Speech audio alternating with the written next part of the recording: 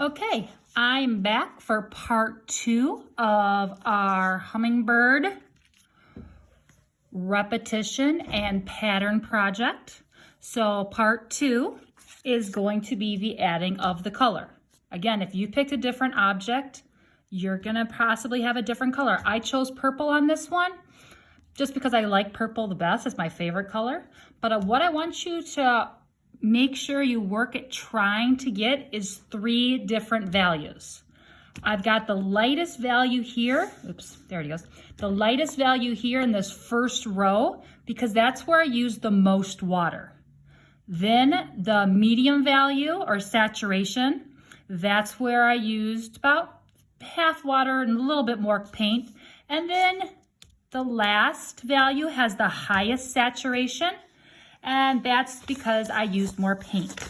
So I'm going to go ahead and do the exact same thing here, just so you don't think I'm using any different materials than you guys are. I've got an old set of watercolor paints right here. What I'm doing right now is I'm getting my paint, I call it nice and juicy. I'm adding water so I can activate the paint, making sure there's tons of water in whatever the color that I'm going to use. So I made sure I put some water in this palette, in this one right here that I'm going to use. Let's move it right there.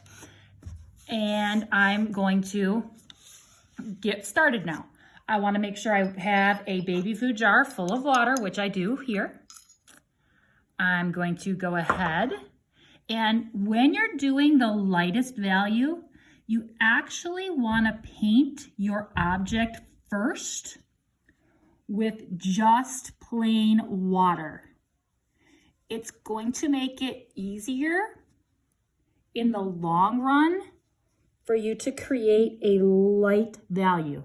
Now I'm barely gonna touch my paint, and I'm just gonna barely touch my paint. And then I'm just gonna add that value in, that color in, to where I already have water. See, I'm already getting a little too dark there. That's okay. I'm gonna just squish that color to the other petal here. I'm leaving my centers alone for right now, which is fine because I'm gonna go back and add a color. Maybe I'll do black maybe for the centers. I don't know. The centers, you can do it however you want. So I created my lightest value in this first row. I would suggest you go ahead and do all 4 of your lightest values first before you go to your medium values. So I'm gonna go and do this one next, which is the right below it, because remember, we're going vertically with our values. So I'm adding my water, just enough water. I don't want like puddles of water, but I just want to get a little water on the paper, which will help the color float. So I'm getting a little bit of my color and going on top there, a little bit.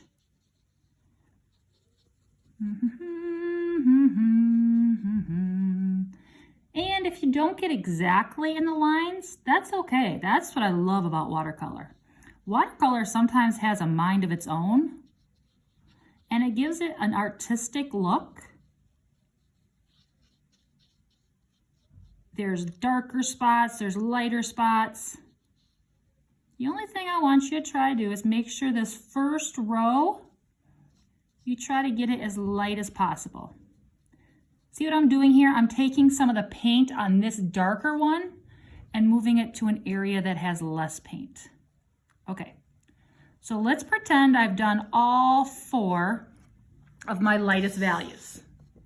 Okay, so just like in this one, I've done all 4 of my lightest values.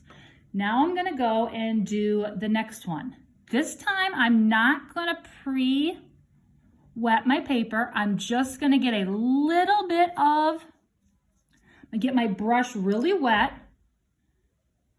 and get a little bit of that color, but I'm gonna make sure my brush has water on it. By barely touching it, You can always go back and add more color. It's a lot harder to take the color away.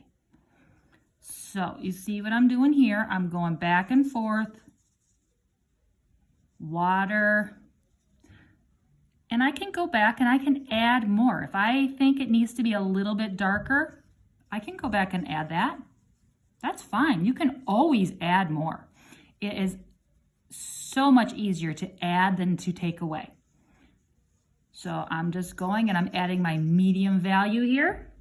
Go back, get my brush wet, go tap it into the paint so I can get some of my medium value into place.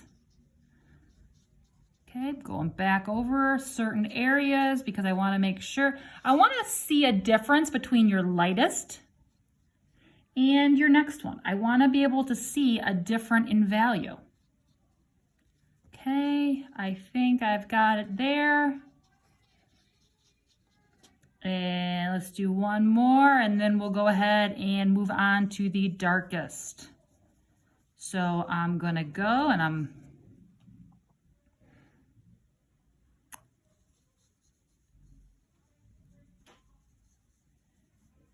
just gonna go ahead and I'm gonna keep painting, doing the best to stay in the lines, but again, it's art. Sometimes those little areas that get out of the lines, just give your art that little something extra. So I'm going through and I think that is a good medium value. I think that's a good medium value. So I can tell that this is my lightest. Then I've got my medium. Now when I go into the darkest, I am not, oops, classes are switching. I'm not going to get fresh water on my brush. I'm going to use the water that is already mixed in with my paint, because this is the one that I want to make the darkest. Now I want to do this without digging in the watercolor.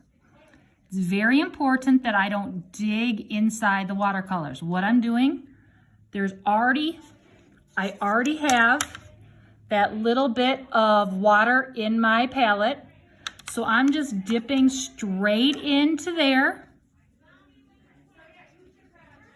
Straight into there. And I've got my darkest value. So one more time. One more time. If you hear that noise, that's because the classes are changing. It's going into 6th hour.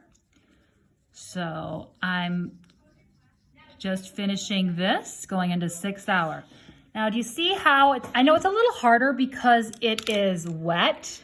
So there's a shine, but when that shine is gone, you will definitely be able to tell where your values are darker if you follow these directions. Again, the very first one you did that had a lightest value, paint the flowers with water first, then barely touch the paint to the water, and that's going to give you your lightest color. The next one, the next line right here, what I do is I get my brush completely wet, then I go back and get some paint, and then I can paint it, and that's going to be my medium value. It's a little bit of trial and error to know how hard to press down. If you notice, I'm painting with the tippy top of my brush because that's where all the paint is. And I'm never, ever, ever digging. Don't ever dig into the watercolor paints. If you need to go back, you can always go back and add a little bit more.